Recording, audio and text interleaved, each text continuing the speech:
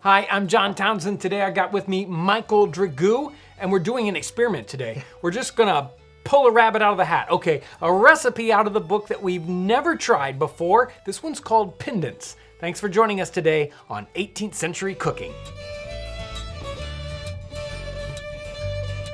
So today's recipe is from William Rabisha's The Whole Body of Cookery Dissected. Let me read this one for you. This recipe book is from 1682. It says how to make small pindents to fry for the first course. Take 1 pint of flour, as much grated bread, 8 eggs, cast away the whites, or 5 thereof.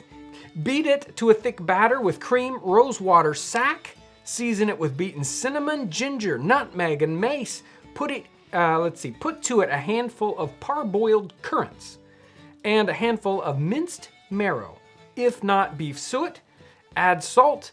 Then let your pan be hot with clarified butter or sweet suet. Let it drop in by spoonfuls. When they are fried on both sides, dish them up on the table or plate and scrape on sugar. You may add a handful of sugar to the batter. It's an interesting recipe. It's what we encounter all the time. Yeah, you get recipes like this that are they're very vague. Yes.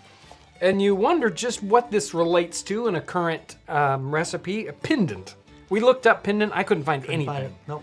There was no word. It could be a misspelling of pendant. It's a slang for something. I've read all of the different descriptions for pendant, and nothing involved cooking. Right. No. Right. So we don't know what that. We're gonna not worry about the name then. No. This seems like maybe a sort of a fritter, maybe in that it's kind of deep fat fried, kind of. When you sent it to me and I was reading through it, it was a cookie until they wouldn't have called it that then, but up until we're boiling it in oil pretty much. So. Right, so this is an odd one. So we're just gonna try this guy out, do our very best, and see what it turns out like. So I've got our ingredients here, almost everything. It says it starts out with 1 pint of flour. Okay. And we're just gonna use all-purpose flour. And we're gonna half this recipe, so everything you hear there, we're gonna cut it in half, or else we'll have 500 pendants. As much grated bread. So we've got breadcrumbs here. Again, basically 1 cup. Yep. Now it says 8 eggs, cast away the whites. Beat them up and pour those in. What we're trying to achieve here is a thick batter, so the rest of the liquid ingredients we're just gonna kind of guess as we go. There's no exact measurements. Right. We need cream is next. This is a Joe cup of cream. Yep. Hopefully it's about right. If we need more, we'll add more.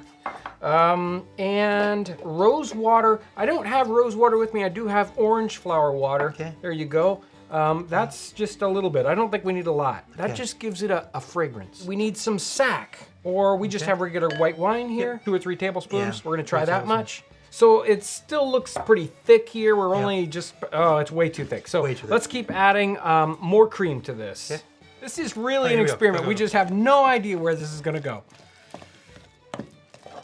So I don't know, where are we at with cream? We got about a pint in here? Got about a gallon and a half of heavy whipping cream. My arteries are gonna stop, just clog right up. So now it seems more like a thick batter. Took a lot of cream to get there. It took about 20 minutes worth of cream. Sneaking up on this. Let's add the next ingredients. We want cinnamon. We're just gonna kind of guess it here. That's a teaspoon and a half, maybe? Yeah. Ginger, about the same amount. This is just regular powdered ginger. It's gonna be good. Nutmeg and mace. You've got some mace over there. Got mace right here. There's some already ground up in there. Perfect.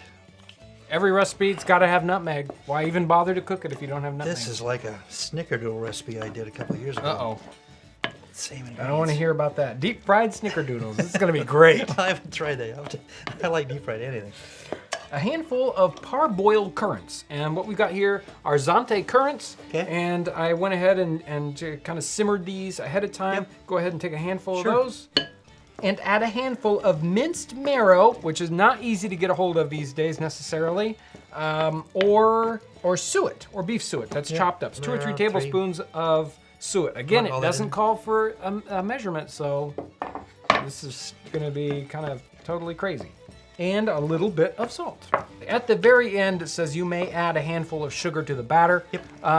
It also says to put sugar on top when you're done. So I think we're gonna wait for the sugar at the end. We'll not put any in the batter. I would do both.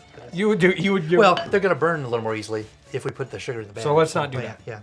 So this is gonna take a little bit of interpretation here. Yep. After we have our batter mixed up, it says, then let your pan be hot with clarified butter or sweet suet. Okay, what's sweet suet?